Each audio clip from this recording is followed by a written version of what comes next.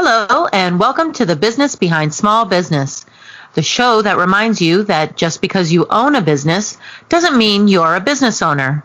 In each episode, we will discuss a common issue small businesses face and offer tips and advice from the perspectives of two business owners, one that built to sell and one that built to inherit.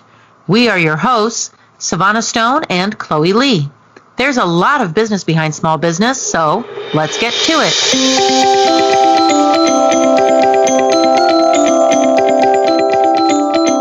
How do you value your team? Do you tell them, good job? Do you give them gift cards? Do you do anything at all? What is your retention rate, now that we're talking about it? What's your turnover look like? If you don't have much of a turnover, then good for you. But what's keeping your staff from looking at the proverbial grass? Let's dive into how to retain talent, measure value, and create experiences to retain your staff. Before we begin, we should note our disclaimer. We are not licensed financial experts, nor do we give financial advice. Anything we share with you here on our podcast, whether it be a personal experience or submission, or advice, tips that we have that have worked for us, or that we believe would work for you, should not be viewed as either financial, business, or tax advice. We ask for you to do your research, have open and honest conversations with your company's own support providers, and make decisions based upon that. Throughout this broadcast, we will share our knowledge and give suggestions and hope you will receive them as part of your overall research to better your own company. Yay! So let's discuss what measuring value and creating experiences to retain employees. How do you truly value your team? I will preface this with my dogs are extra excited today, so you may about this topic. Yeah, they value me, so and I value them. But what does measuring value look like, Chloe? Yeah, so let's talk about how do you measure the value of your employees.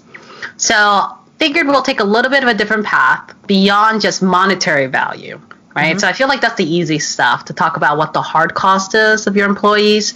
So anybody listening to this can essentially Google that, right? And get a formula as to figure it out. How do you measure your turnover rate? How you calculate your fringe rate? How to get the true dollar value of your employees annually, which we all know is more than just their salary. There's taxes, there's benefits, and then you can kind of figure out how much that's going to really cost you in hard money. But long story short, I think for our discussions, purpose of our discussion, I kind of want to go over not the hard math of the hard cost, but let's talk about the non-hard cost. Mm-hmm. So taking a page from Robert Half, there's a couple things that actually goes into the value of your employees, again, beyond those dollar values. So think about your employee in the sense of how much initiative do they take? Do they only do things when they're told?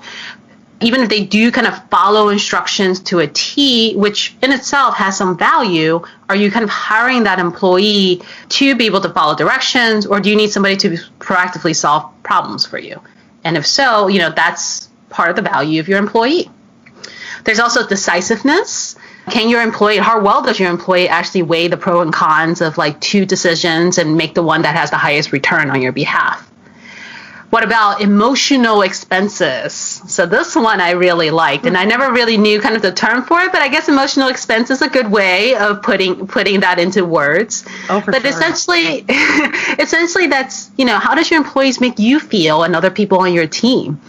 I think that we've all had somebody that we've been afraid of.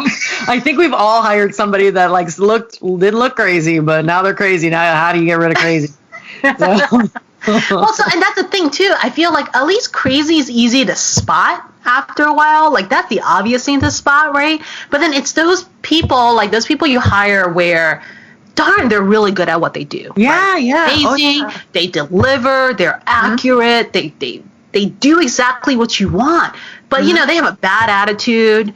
They make everybody else feel uncomfortable. They make everybody else feel bad. They speak in a condescending way. And you're like, oh my gosh, Like, what do I do? Your personality, just a little bit. Yeah. Or if they're like really good with a client, or a client like really likes them, and you're like, well, I don't know what to do about this because I don't really like them. You want them? I don't exactly. Or they're driving like the rest of your staff crazy, having, let's say, a manager who's like great with all your clients, but then when they come to their team, they micromanage the hell out of them, and they're driving everybody else crazy. Everybody else wants to quit. What do you do then? So it's kind of interesting. So now it's called the emotional expense of your employee. The other thing to think about is also loyalty. When you get that good employee who you can just tell that they are kind of putting like company commitments over like their personal agenda. So they kind of respect your company, they respect what you're doing, they respect your clients, and they're not really, quote unquote, treating the job just as the job. They're actually really caring about what they're doing. They're sincere about what they're doing for you and for your company. And that has to create some value for you as well, right? And again, something that you can't really measure in dollars, but it certainly does have some value to it. So for those who actually do like formulas, apparently there is a formula out there called the employee value equation. And I think, Sevana, this is something that you had sent me. It was created by Cy Wakeman of the Reality-Based Leadership. And I thought this was pretty interesting. Sometimes it is nice to just have a formula so you can kind of put things in numbers or just be able to like rate it, I guess you can say. Well, and it also puts things into perspective. Like there are some times I think that we might overvalue some, or we might be in love with somebody, but they don't love us back. Or maybe, it's like any relationship, right? I think that we look at some people with rose-colored glasses, but then when we measure them, we're like, oh, maybe they're not as effective or as successful to the betterment of this company as I thought they were. Or the opposite, like, oh, I guess I never realized how important this person is to my company. Yeah, and I think as I matured as an entrepreneur, I'm starting to realize that data numbers sometimes do have, not sometimes, but oftentimes do have its place to kind of help balance out things you are feeling. Because what you feel is, it's essentially that, right? It's what you feel. It's kind of a gut instinct. It's an intuition, and it kind of depends on other factors like your experience, what you're feeling at the moment, how you're feeling your life then. And that, is a bit of a wishy-washy kind of gauge. So to be able to offset that with something that is kind of set in front of you in numbers, data, I feel like it's a good offset. So for those who like the numbers, this equation actually gets you to kind of a number that you can kind of use to rank your employees in a sense.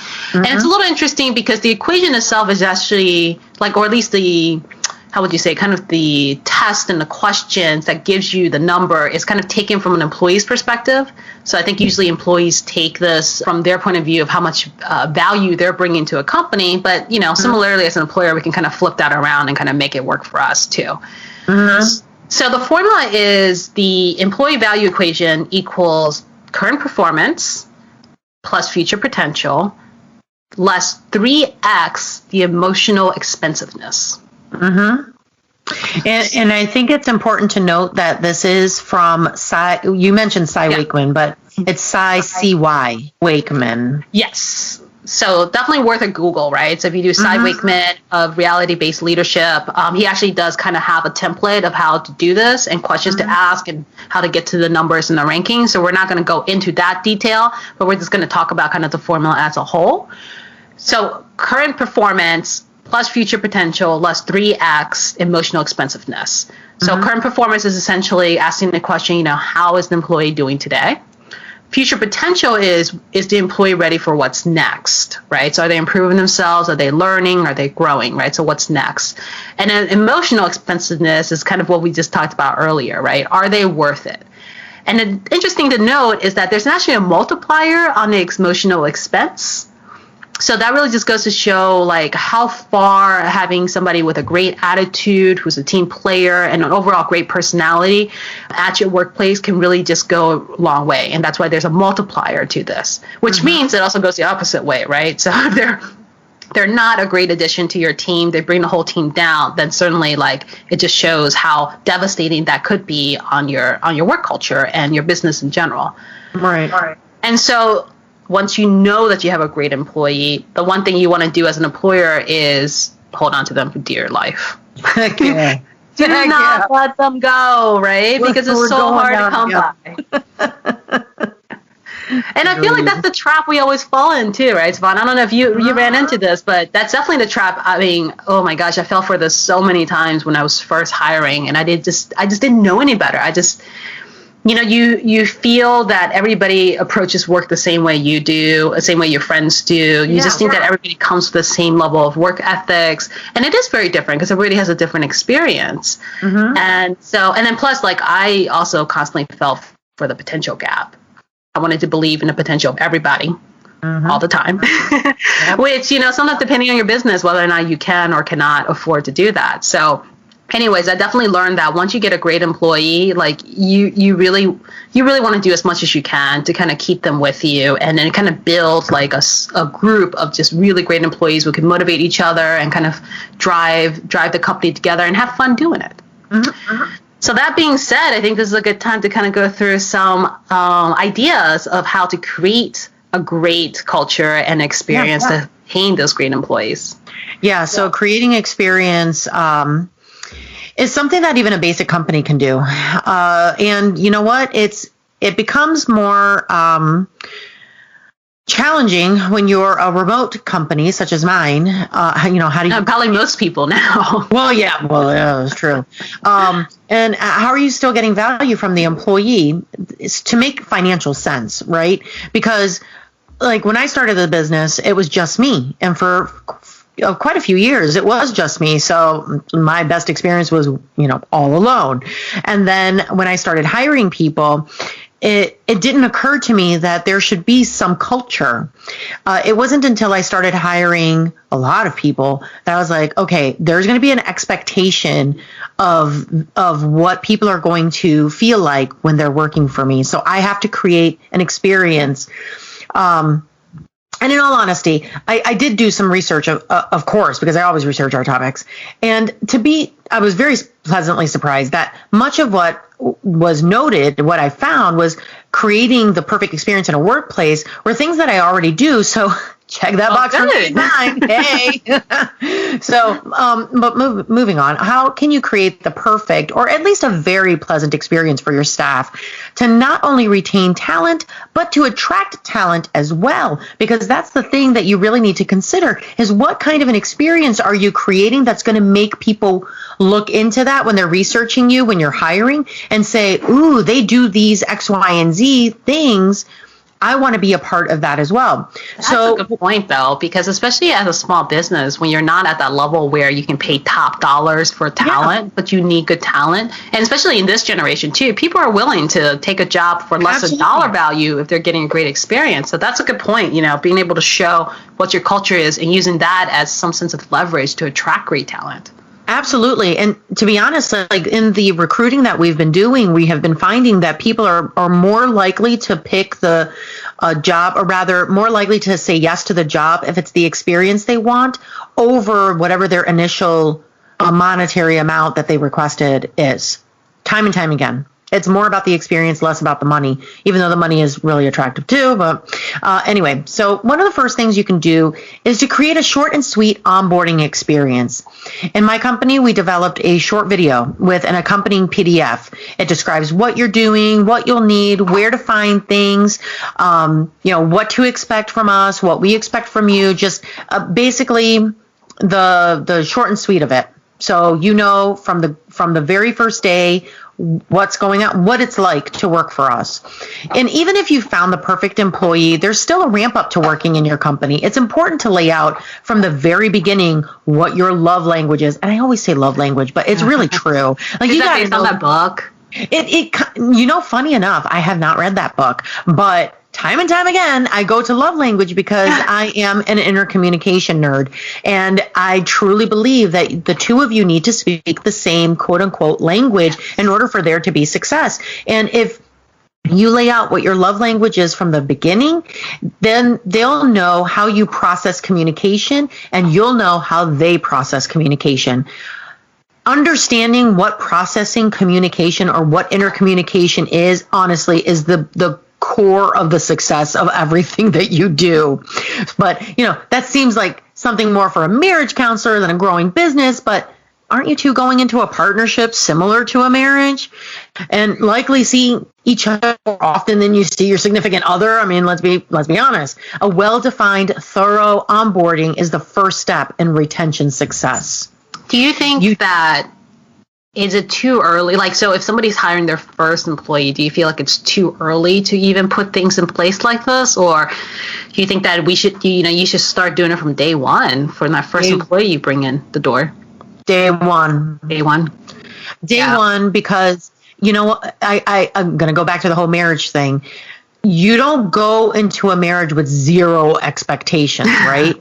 That's true. Everybody comes with their expectations. Absolutely. Yeah. You're not like, getting married and being like, let's see how this goes. And then maybe I'll tell you what I want or what I like, or, that's not a successful marriage. And in all honesty, like I said, this is a partnership. Yeah. You are giving them something in return for them giving you something.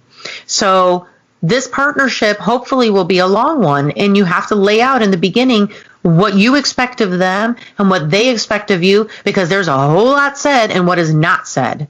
And it goes back to the whole processing communication. I need to know, do you prefer to hear things straight, or do you prefer things to be said like, dancing around the mulberry bush? Some people don't like to be told to their face, and some people do. I'm an in-your-face person, and I'm a to-your-face person, but I recognize that some of the people that work for me don't like that. They're not into that. That's not cool. So, I gotta speak to them in a more roundabout manner. Go around the cinnamon swirl. Add as many sweet adjectives as I can before I get to what my point is. Well, I have to say too, when I was at a point where we were kind of hiring just employees in succession, right? Because we were growing or whatnot. I kind of flirted with the idea of doing like personality tests and actually getting kind of like a structured personality test, not just for myself, but for like my manager, so that they can figure out the love language, if I'm using that right, that best is most effective with their group of people. Because in my experience, I've never hired two people that are exact same, who digest information the exact same, who communicates the exact same, who takes your feedback the exact same way. Everybody is slightly different, and they have certain ways they want to work. But until you get to that point, because by the way, those things are also quite expensive, just so you know, like having a really good one. Hey, I get it. Every person I hire goes through 3 personality tests. Right, yeah. So, I was looking for something that was an amazing test. I started looking at personality, and they were really, really good. Exactly what you needed. But they're expensive, right? So you kind of have to have a certain level of profit or revenue coming in for you to justify that additional cost on top of your employees, because it's overhead costs in a sense, or G&A costs rather. Right. But that being said, though, one thing you had said was making a short video. And I would say that is by far like the best thing you can do prior to kind of having these kind of personality tests or these kind of like steps in between, because you'll find yourself like you'll constantly be repeating yourself after a while. Like I suddenly got to that point where I'm just like, every onboarding, I'm like, I'm kind of repeating myself. I should really just video record this. And then that way, make sure that my employee is reading this on the first day or 2 days that they start. And then afterwards, you can always circle back around and ask some questions and discuss it, so you know that they've not only listened to the video, but also comprehended what you were saying. So that's a good way to kind of generate a lot of repeatable process without having you be the one repeating yourself all the time. Just saying it over and over again. And in my company, what we did was create the video from PowerPoint, because with PowerPoint you can create a video, and what you do is you export where it says save as, just a quick how-to tutorial. You go to where it's files, save as, blah, blah, blah, go down to export and export it as video. But you got to first make sure that each slide is the length that you want it to be in. And so then there's your video. If PowerPoint has some examples or samples of music, if you wanted to put music in the background, or you could put your own voice in the background. I chose to not put anything at all, so as to not deter the person from what they're reading. They can stop and start. There's also a PDF version of that PowerPoint that they could refer to. It's available on our company shared drive. It's also available for in our company website, which I created through Google. It's a free website, but you have to have our company's extension in order to access it. Sure. So it lives in 3 different places. Yeah. You have access to those processes everywhere. And, that makes life so much simpler. You don't have to continuously say anything. If they don't know how to do X, Y, and Z, all they got to do is just go into the shared drive. It's living right there. Or yeah, and I think we also know too that the quicker we can get our employees onboarded and they can actually, hit the ground running, is the quicker they start exhibiting their value and help, essentially Start earn us becoming revenue. Yeah, start producing value. So the quicker you can kind of uncomplicate your onboarding process, the faster your employees will be ready to really start pitching in. Yeah. And so speaking of the employee, once you've gotten your employee onboarded and everything is going great, you have to start switching gears inside your head. The old way of thinking, I'm the boss, that's over. That's so over. Nobody will listen to that anymore. No. You're not a boss. You're a coach. Yeah. This is likely not the last stop for this employee. And hey, maybe you'll retain them for many years, but an end is coming. So you treat your employee like a team member, and you as the coach with care, instruction, direction, and really good listening skills. For me, in my mind, I approach hiring and onboarding clients and employees, in a very simple way. I ask myself, could I, if I was going to, enjoy a coffee or a cocktail with this person? If I could say yes to that, then they're the right person for my company. If I can sit down, like, honestly, yeah, that's I feel true. like if I'm looking at you and I'm getting ready to hire you, and I think I could sit for hours and talk to you. I'm not gonna go out for drinks with you, but I could. If I could, then I know we're gonna get along. And that's important. So absolutely. But you're so funny to say that the age of I'm the boss is over, because if you didn't know it's over, your employees will let you know it's over real fast. For sure. Because nobody wants a dictatorship anymore. They all want a leader and a coach, and it's not the same as it used to be. Absolutely. And that goes back to experience. People don't just get a job and start a career. They're really looking for an experience. And I have always called everyone that works for me as a team member. I don't even like the word employee. They're all my team. They're all a team, and we work like a team. And before I get to interviewing a person, I tell them, we work like a team. You have to be okay with that. If you don't like to work with a team, then we're not the right company for you. We need to get that out in the beginning. I'm not wasting your time interviewing you, and you're not wasting your time with me. You need to be okay with that. I think having that upfront conversation is super important, especially with small business interviews, because having one bad egg, one bad employee that doesn't quite fit, like we were saying earlier, it may be an employee that is amazing technically, but their emotional expense is a little too high. Yeah. Like having kind of that B-rated employee and a bunch of A-rated team members, it will bring the whole ship down, and it's actually really expensive. So you might as well get the conversation out of the way at the beginning and be brutally honest. Yep. Yeah. And so, in speaking to that, people like to be seen. We're always looking for approval. Personally, professionally, and we're always looking for approval. Even if we say we're not, we're just wired that way. It's human. It's a human feeling. So tell your staff when they do something you like, or just tell them just because. When a person feels seen, they feel confident and will likely do more for the continued growth of the company.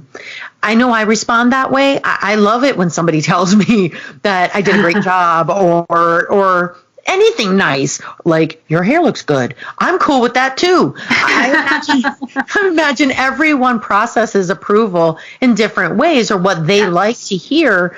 But if I respond to approval, I know everyone else does. So every now and then I'll send a text or an email, and I'll say, hey, really good job. Hey, I just wanted you to know that I noticed the back and forth conversation you had with the client, and I thought you did a great job. Or, hey, I just wanted to let you know that I was thinking about you and really think you're such a huge asset for my company. I hope you're having a wonderful day.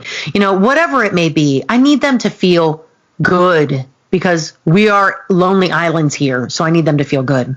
And part of the satisfaction that a person gets from doing a good job is knowing that they did it on their own. Oh my gosh, the conversations I've had with some of my clients that just micromanage the death out of people. Give your employees autonomy. It's also the hardest thing to do, right, as an employer. Really is. Because that also means that there is a good percentage they'll screw it up. Yes. Not like maliciously, but they're human and they may go down the wrong path, but they need to learn from their own mistakes, and you need to provide them the environment to be able to do that. Absolutely. Take yourself out of your company and imagine yourself just with regular people who do not work for you. Is it important to you to be autonomous, to be allowed to make your own decisions? Don't you think that's important to other people too? Micromanaging, judging, critiquing, all of that creates a toxic environment. It doesn't make people feel good. How will you know if you're giving your employees enough to feel confident working for your company? Allow for or create opportunities where they can share how they feel in a safe and anonymous way. Let them critique you know what? You're constantly growing. And if somebody can give you some advice from the inside as to how you can better the company, why don't you want it? You're not the best at everything, man. Like nobody is. And sometimes I feel like as entrepreneurs, business owners, like sometimes we shy away from that. Yeah. But I also learned that like it is pretty valuable feedback, and I think for those of us who sit on the top, we sometimes need to go out of our way to solicit feedback. For sure. People may see things and they feel like either you already know it or they assume that you already know it and they don't say anything. And people aren't always going to just volunteer feedback to you. And I think it's valuable to kind of every once in a while go out of your way and just ask somebody and say, hey, you know what? I just want to get your thought about this. How are things been going? Could we do anything better? What's going on? And it's important, especially when you have so many employees that you don't know who works for you anymore. And I say that seriously, because if you've got 100 employees and you don't know everybody's name, and that's okay, you don't have to know everybody's name. You are the number one. They are your number 100, but you are their number one. So they need to hear from you how you feel, but you also need to hear from them how they feel. And they're not always comfortable to come up to you. For sure. As their boss, to feel like they can be that honest, unless you open up the conversation for them to be that honest. Oh, yeah. And you know what? Even as a remote company, or maybe you're not a remote company, but you have some remote workers that don't live in the same state as you, don't live in the same country as you. It is still an important aspect to creating experience. So speaking of remote, if your company is remote or has remote workers, consider doing monthly or weekly catch-up videos with the team where you discuss just general work-life issues. And you can do that if you have a lot of employees. Do it with certain teams, or give certain teams that access to do it with their own teams. This gives everyone an opportunity to get to know each other a little bit better, get to know the people that they're within the same team of. I don't have a large enough team for us to parse things out quite like that. We have a call once a month, and it makes us feel less like a lonely island. It gives us an opportunity to connect to one another. We share updates with either the company or personally, because we all work remote, and having or creating a human experience, it can be a challenge, but we connect on Zoom and it helps us feel more like we're all in one office, like we're all together. So if you have let's say you have a marketing arm in your company and you have the finance arm in your company, let the departments have their own meetings. And if you're not a remote company, and everybody works in the same office, then still break off, do a 30-minute powwow, whatever that is.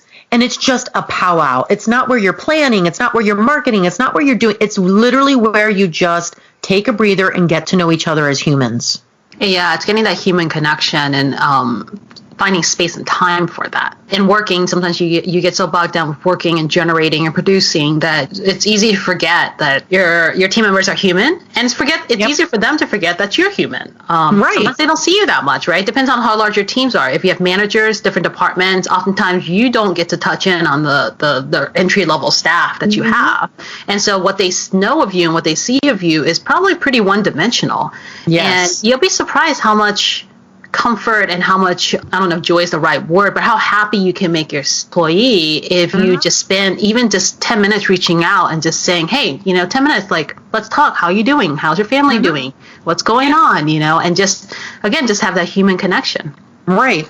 So I'm going to make a few more points in helping create an experience for your staff. So first, look into employee journey mapping. It's so much detail and we're not going to get into it here, but it's important for you to better understand the life cycle of your employees while they're in your company. It can help you create a better experience and improve your current processes. If you're having a high turnover rate, it can also help you kind of dig into, why do you have a high turnover rate? What is going on here? What does their journey look like from beginning to end with your company to help you solve whatever issue you may be having?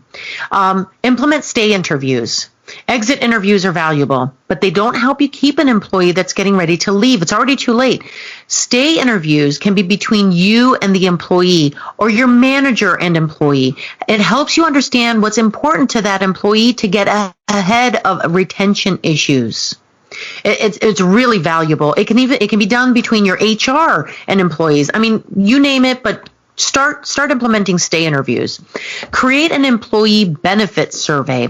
Some employees would prefer extra benefits over a raise, such as a gym membership, weight management platform, PTO, health insurance, parental leave, retirement, stock options, free meals, whatever that may be.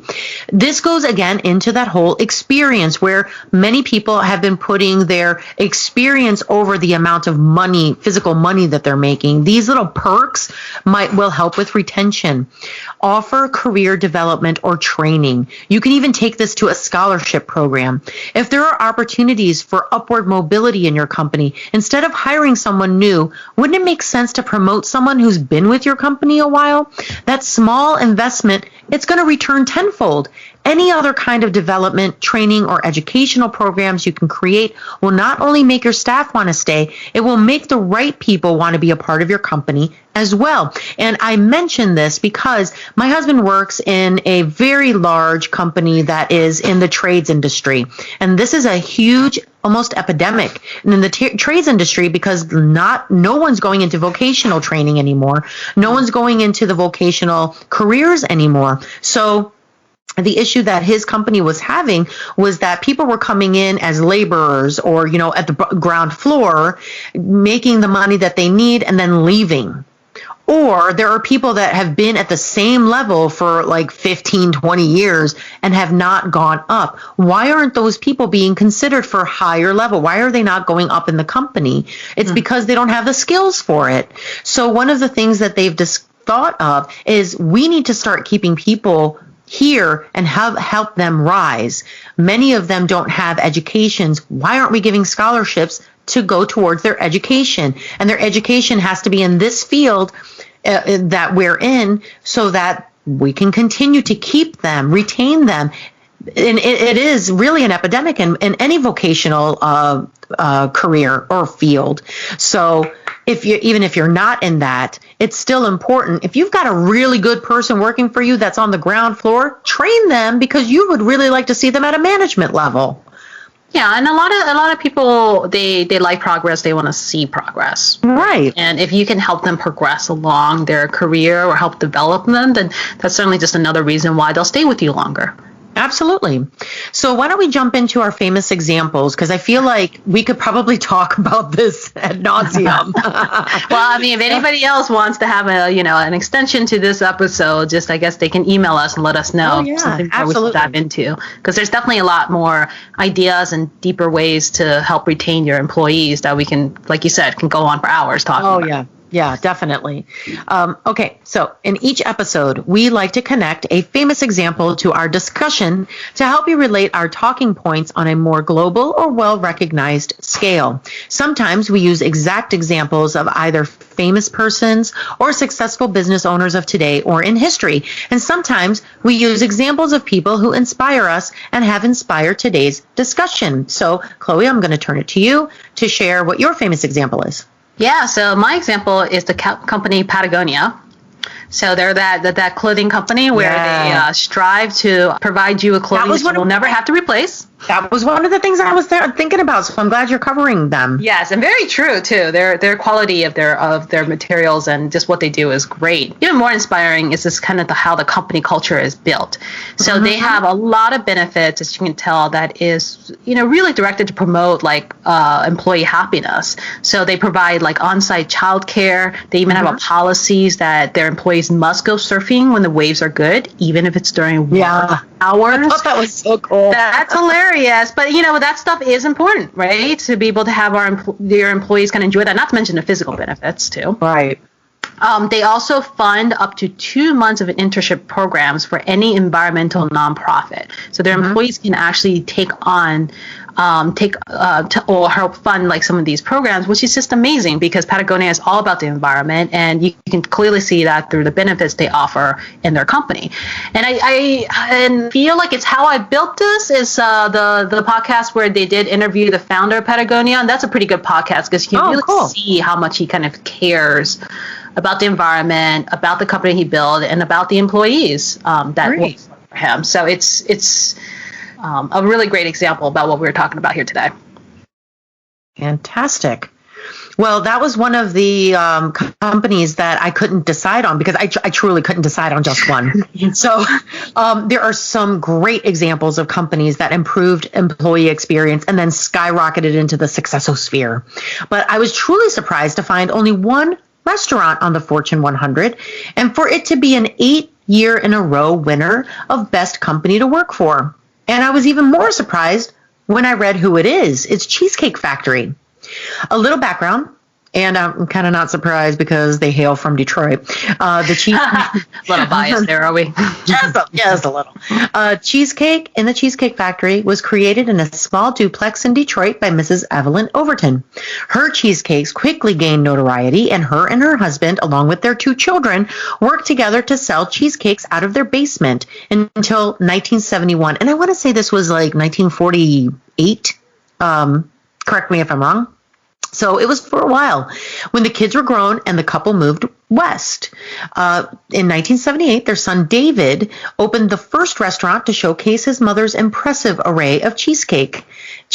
He's still the chairman of the board and the CEO of the company, which I also thought was really cool. I didn't know Cheesecake Factory was, family owned and still family. I didn't realize that either, although this discussion is making me hungry. I know, right? I know. I haven't been there in forever. Now I'm sitting there going, Neither have I. It's nice to have a little more context to the story, though, right? It makes you kind of... Oh, yeah. For sure.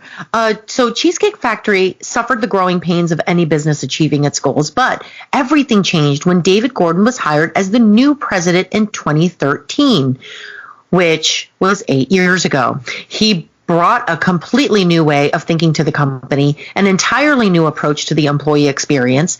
Many restaurant workers will leave within 90 days of hire. And that speaks to what I was talking about, how you hire people from the ground floor and then they're gone. They endured a dizzying amount of on-the-job learning, and there were a lot of mistakes. So many of them would quit before asking questions. Admittedly, I did that when I worked in a restaurant. So kudos to anyone who lasted longer than I did, because I didn't even last 90 days. I think I lasted a month, maybe 5 weeks. I don't even know. So I took this from workforce.com. The firm spends an average of $2,000 on training per hourly worker each year. And this is also as of 2006 when the article was written. There's not a whole lot of information out there, but I was grateful for what I found. Everyone within the organization benefits from training and development initiatives. Servers get 2 weeks of on-the-job training. Candidates vying for a managerial position receive 12-week development courses. Even dishwashers are included in training initiatives. One way the company measures its return on investment is by examining turnover rates, which are about 15% below the industry average of a whopping 106%. Wow.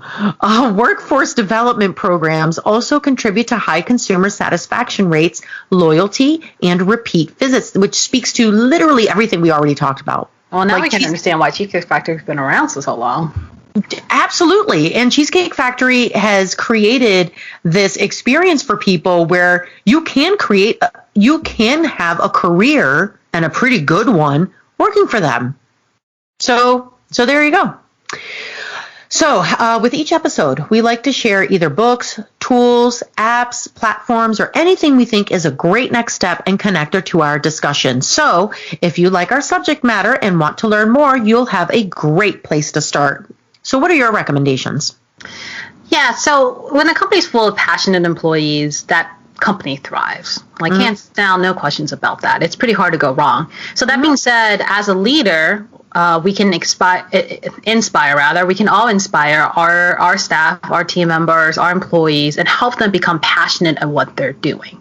So to do that, I would highly recommend to go online to YouTube and watch a TED Talk from Simon Sinek. He has a great TED Talk that, of course, gone viral. It's called Start With Why. I do like his talks better than his books, so I'm not really recommending his books as much as him speaking. He's just much a better speaker than he is, I feel like, as a writer. But he's also really popular and has great info out there to kind of help us as leaders understand what we can do for our workforce to make them better. Cool.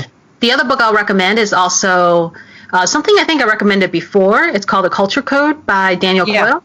Yep. So I think I did that in a previous episode, but it seems appropriate for this particular topic. And, just figuring out what makes groups tick and strategies to kind of make cultures that allow those within it to kind of innovate, solve problems, exceed your expectations. And then the one last thing that I'll recommend as far as a tool is, I think, Sevana, you mentioned the PDF or the video rather in PowerPoint. So I know that in my company, when I was doing videos, I used a tool called Screencast-O-Matic. Kind of like it's a pretty inexpensive tool, but it's very easy to use, and it allows you to record videos for yourself, screencast, and also do videos for screencast, which is great for training purposes. We use that for training videos to show people how to do something instead of just giving them instructions. And it's a great little tool that I highly recommend. I completely agree with you. And I actually learned about that through you many years ago. I was like, this is the coolest thing ever. I've been saying this for many years now. Yes, you have. So I admittedly haven't read this book, but it comes with glowing reviews. And after doing my research on it, I am likely to pick up a copy. It's called Carrots and Sticks Don't Work. Build a Culture of Employee Engagement with the Principles of Respect by Paul L. Marciano, PhD. A preview of the book states reward and recognition programs can be costly and inefficient, and they primarily reward employees who are already highly engaged and productive performers. Worse still, these programs actually decrease employee motivation because they can make individual recognition rather than the overall success of the team the goal. Interesting concept, I say. Yet many businesses turn to these measures first, unaware of a better alternative. So when it comes to changing your organizational culture, carrots and sticks don't work. What does work is Dr. Paul Marciano's acclaimed RESPECT model, that's RESPECT, which gives you specific, low-cost, turnkey solutions and action plans based on 7 key drivers of employee engagement that are proven and supported by decades of research and practice. This will empower you to assess, troubleshoot, and resolve engagement issues in the workplace. I also recommend you take the time to review your processes with a fine-tooth comb. Consider what tools you would need if you were the employee of your company. If there's anything that lives inside your head and not somewhere employees can access it, you need to change that. Hire an HR specialist to help you review what you have and what you need to change. An investment in an HR specialist will return immensely in the long run. And I tell you, I can't tell you actually how many companies I have come across that are pretty big, somewhere between the 5 and 10 million mark, or have 50 employees or more, and do not have an HR person at all. So please do your company a favor, hire an HR specialist. Please join us for our next episode, which will be part 1 of a 3-part series. We will explore what the initial phase of getting the client, onboarding the client, and then retaining the client can look like, and discuss the various intricacies of each step. In our first part, we'll dive into strategic networking versus organic marketing, the pros and cons of both, and tips on how to make either or both work for you. Want to ask a question? Leave a comment or become a sponsor for a future episode of The Business Behind Small Business? Click on the link in the show notes and fill out the form. Until next time, thanks. Bye.